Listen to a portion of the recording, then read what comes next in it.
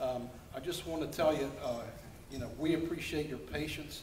I understand how long the detour is. I drove it tonight. Not sure how many of you have had the opportunity to go down and actually take a look at the site. So the photograph on the screen may be the first time you've ever seen what's actually occurred.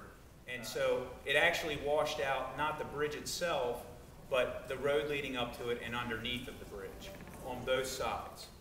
And one of the questions that we've been asked kind of repetitively here is, why is it that you can't just repair the existing bridge?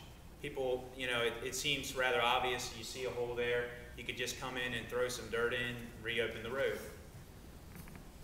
You'll see that the area shown in gray there is the original road, and everything in white is actually the washout area behind the bridge. But also the hatched area that you'll see that's underneath of the bridge supports is also an area where the bridge is actually undermined below it. So the answer as to why we can't just reopen the original is it really is beyond repair. The way that this type of structure is supported, the abutments are founded on timber piles and the roadway sits on top of that. Well, this line here is the water line, and everything below the bridge is actually washed out in many areas.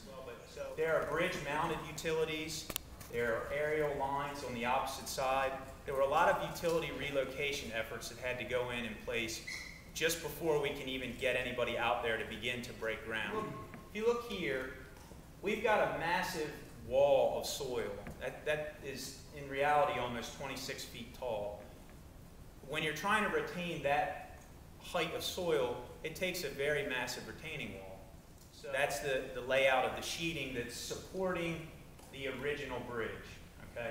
So what we're showing here is the original bridge is going to be removed once that sheeting is in place. And we're going to come in and put in the temporary bridge. Again, there will be one lane in each direction so that the traffic will be restored across Maryland 234. Then we will install the new bridge to the north and then remove the temporary bridge from the site. We'll build the second portion of the bridge, and then in the end, the two will be joined and you'll be returned to the original roadway configuration.